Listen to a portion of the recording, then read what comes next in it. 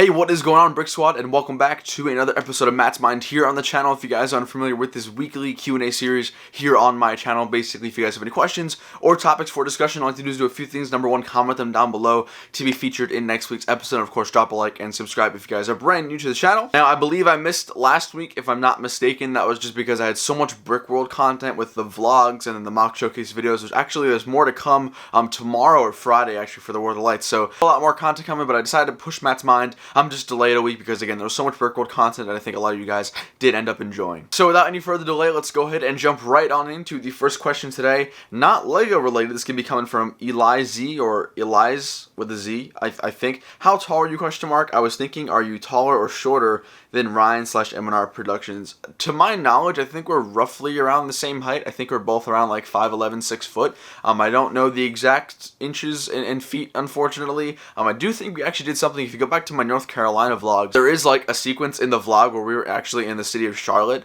and then we were doing like some, I don't know, it was some weird like height thing. It was like measuring our heights or whatever. I think we're both really just around the same height. I don't have an exact answer. For me, I'm exactly 6 foot, so you could sort of go with that. Next question here comes from T-Dog Studios. He asks, hey Matt, great video as always, and my question is, if you got to pick what May the 4th promotion, what would you make it? I would 100% make it one of two things. A more realistic one, I would definitely want a chrome Captain Phasma. I think that's only fitting because her armor in the movies and the films is just so shiny. You know, obviously, yes, there's the debate that she did get offed pretty easily, but sort of like the chrome Stormtrooper, I think getting a chrome Captain Phasma would be super sick. There's so many cool mocks where you can have her leading like legions of First Order troopers and stuff like that, whether it be battles or during the execution scene. But I think getting a chrome Captain Phasma would definitely be somewhere up there on my list of stuff I want. However, my god tier minifigure promotion for May the 4th would definitely have to be Rebel Friend. If you guys have played Lego Star Wars, you'll know exactly who I'm talking about. This dude is an absolute legend.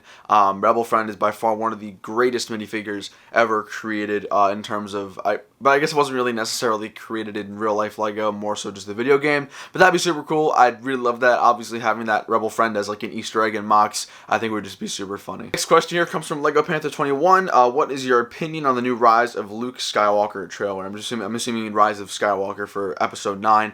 I was really excited about it. You guys might have known this, but I was actually at Star Wars Celebration. Rebel Luke invited me down there, so I was there for the events Lego was doing, so I was actually able to see the trailer live. I wasn't actually in like the auditorium, but I was at the convention center, and there were still probably hundreds and hundreds of people just gathered around watching on the big screen. I was really taken away by the trailer. I know there's a lot of mixed feelings. Me personally, I think that because it's all connected to the Skywalker saga, it only makes sense for them to sort of loop in some other things from the stories. I thought it was a great trailer. I think there's lots of questions that we don't know. For example, I'm thinking that the beginning sequence when Rey is sort of charging or running away from him and then obviously fighting Kylo Ren's TIE Silencer, I think they're actually fighting. I don't think they're training. I don't think that would make much sense. But then there are whole lots of other cool sequences in that trailer, and then especially obviously seeing the Death Star 2 crash on Endor, that was absolutely fantastic. The beauty in a single shot in that trailer, it might be one of the most beautiful shots I've ever seen since the Scarif sequence. So I can't wait to see what happens in episode 9 with that. And obviously towards the end when we had the Emperor do his laugh, that blew me away. I had no idea that was happening. If you guys go back to my vlogs for that, the people around me were going insane. And I'm not gonna lie, I'm not a big fan of the prequels, as some of you may know, but a little part of me definitely got excited when I heard Sidious's laugh. So I'm really excited. I'm really ecstatic for seeing episode 9. I hope it comes out. The trailer was awesome. I hope we get some more sort of in-depth trailer very, very soon, but I'm content. Next question here comes from Mike and Ike Productions. I have discovered that you watch Prequel Studs videos. Do you watch a lot of videos made by your viewers? I tend to watch a lot of content from my viewers, especially if you guys like DM me or email me with links to videos, stuff like that. I always do my best to watch your content, whether that be mock videos or news videos or really any sort of content you're making. Now, the person that Mike and Ike is referring to is Prequel Stud. He makes some amazing content. He only has like 60-something subs. I'll leave a screenshot on your screen right now. I'll leave his link down below in the description. He makes some of the greatest content for such a small channel. I'm actually really excited to see where he takes his channel. I know it's just like sort of like a fun side job for him, or not even a job, just like a fun hobby, but he does make awesome content, so definitely go and check him out. But yeah, I try to watch as much content as I possibly can from you guys. I know basically my school of thought is that you guys spend your time watching my videos, and obviously I can't like pay you to do that, or I can't really give back to you in a sense, so I do try my best to watch content that you guys put forward to me. So it's kind of like a give and take thing, evens out, and I do try my best. This question here comes from Alex Hancock. Did you ever collect Lego Lord of the Rings or Hobbit. Now, I didn't collect it. I think collect sort of insinuates that I'm going out of my way, getting every single set, building an army. So to that extent, like I collect Star Wars, no, I unfortunately did not collect Lord of the Rings and Hobbit sets. Although when they were in cycle when I was younger, yes, I definitely got a couple of them. I used to play with them all the time. I used to combine the Lord of the Rings sets and then like the old castle or kingdom medieval sets that I had from Lego, and I would always have like the orcs versus the humans, sort of like my own reenactment of Lord of the Rings itself. But it was super cool. I love Lord of the Rings sets. I love the movies. They're probably one of my top 5 favorite franchises of all time, like favorite series of movies. So to an extent, yes, I did collect them, but I didn't necessarily collect Lord of the Rings or Hobbit like I do with Star Wars, in the sense of buying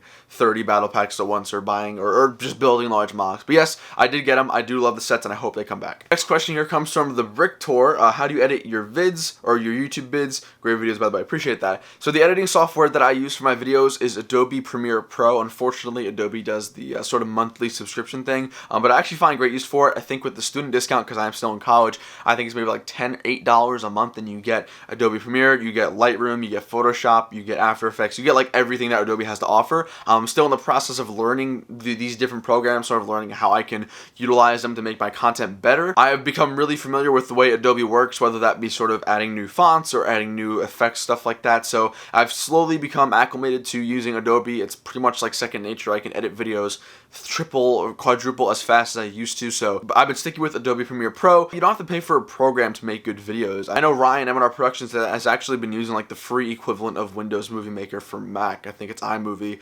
So you don't need to pay for a program to make good content. Definitely understand that, but also know and understand that when you do pay for a program, more often than not, you're actually going to have a lot more abilities and just more capability when it comes to editing. This question here comes from Judah Lazily. Hopefully I said the last name right. What's your favorite ship or vehicle from each of the main Star Wars factions? Republic, Separatists, Rebels, Empire. Okay, so first we have Republic. I gotta go with the Venator. I think the Venator is absolutely fantastic. And then if I had to choose a land vehicle, I'd probably say the ATTE. In fact, you guys are actually going to be seeing an ATTE coming up very soon for an Axis, so stay tuned. For the Separatists, I think my favorite ship would probably have to be the Malevolence. I think it's just like sort of this iconic doomsday weapon ship, just destroys everything. Obviously, I wish we saw more of it in the Clone Wars. We only saw like what, 1 or like 3 episodes with it, but I think that's my favorite ship. And then in terms of a land vehicle for the Separatists, I'd probably say, what's that tank? It's like the tank on Naboo. It's not the MTT. It's the other one that actually fires rifles. I don't know the acronym for it. I apologize. For the Rebels, favorite ship, hands down, has to be the X-Wing. I think it's the most iconic and nostalgic vehicle from Star Wars. It has such an iconic shape, such an iconic sound, and it's one of the first things I was ever introduced to in Star Wars. And in terms of land vehicle, I mean, there's actually no real official land vehicle for the Rebels. Obviously, you have speeders, stuff like that.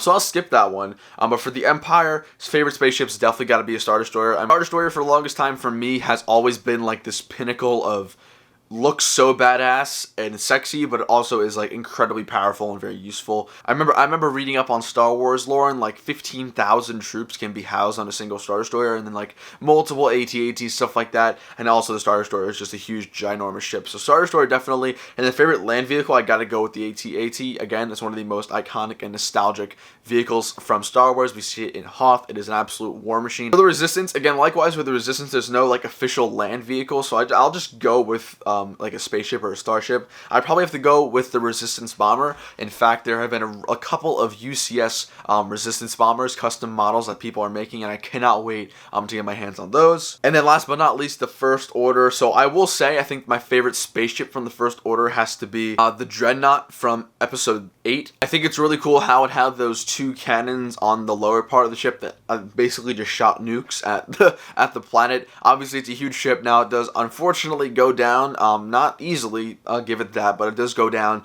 in The Last Jedi. But that's a really cool ship for me. And then in terms of a land vehicle, I gotta go with ATM-6. It's basically like a giant, better, more scary AT-AT, but it has Gorilla-esque like features, I guess. So I definitely have to go with that. Ryan Studios asks, would you rather more prequel or UCS sets? I gotta be honest with you, I think I'd rather more prequel sets, because I think one trilogy necessarily has better vehicles over the other, but there are so many designs for gunships, for ATTEs, for ATOTs, for dropships that are out and are coming out, and I don't think that there are enough equal designs coming out. Now, obviously, I think in the future years, obviously when the sequel trilogy ends and we finally see Episode 9, I have no doubt that the same people who have made prequel UCS custom models will eventually go to like the Resistance Bomber or the Resistance X-Wing or something like that. But in terms of officially from LEGO, I gotta say I'd love to see some more sequel stuff. Next question here comes from Mysterio Fan Club. If you could make a new Star Wars novel, what character or event would it be about? I think one of the most slept on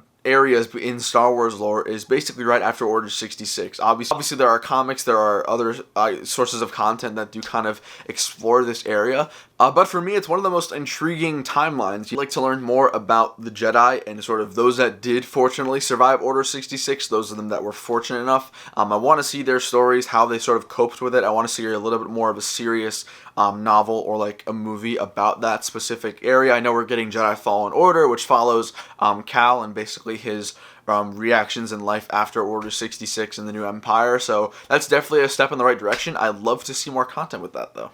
And the last question for today comes from LWSA Productions. He asked, what's your favorite and least favorite Star Wars movie? Now, my favorite Star Wars movie of all time actually is going to be two. So basically, I separate the original trilogy into its own sort of, I guess, a group, because in my opinion, you can't really compare the original trilogy to any other movies that followed, mostly because of technology limitations, but also in terms of story and stuff like that. So my favorite movie from the original trilogy has got to be Episode 5. I love the Battle of Hoth, and I love the sequences that basically take up the entire movie, leading from Hoth to Dagobah to Cloud City, stuff like that, and leaving the giant cliffhanger, obviously, at the end in the I Am Your Father scene. And then my favorite movie outside the original trilogy would probably have to be Rogue One. I think Rogue One is one of the greatest, not only Star Wars films, but one of the greatest cinematic pieces that we've ever seen in terms of the Battle of Scarif. It is by far, without a doubt in my mind, the most anticipated and the most impressive battle sequence. The other thing that sort of draws me to Rogue One is that it shows like the grittiness of the rebellion, right? I was used to seeing the rebellion in like this sort of light, I guess, if that makes sense. It's very simple, right? We have the Empire, they're bad. We have the rebels, they're good. But realistically, the rebels did some bad stuff, obviously. So it's cool to see a movie that sort of opens up on that aspect, obviously painting the rebels in a different picture than they usually are. And then the worst movie out of all Star Wars, without a doubt in my mind, has to be Episode 2, Attack of the Clones. It is by far one of the most boring movie. It is by far the most poorly written movie and poorly acted. The main reason why I dislike that movie so strongly is the poor dialogue. Between the premature and really inappropriately handled relationship between Anakin and Obi-Wan, stretching that all the way to the dialogue and the cringy love scenes between Anakin and Padme. Really just stupid stuff. I think that movie flopped completely. The only reason why people still like it is basically for the fighting scenes on Geonosis because of the clones. But other than that, the movie has nothing going for it. So guys, that's going to wrap up this video of Matt's Mind. Hope you all enjoyed. Again, if you guys have comments or questions for discussion down below, go ahead and put them down in the comments section. Drop a like and subscribe. If you guys are new, we'll be back tomorrow and Friday with some more content, obviously going strong this week. But until next time, guys, I'll see y'all later. Take it easy. Peace.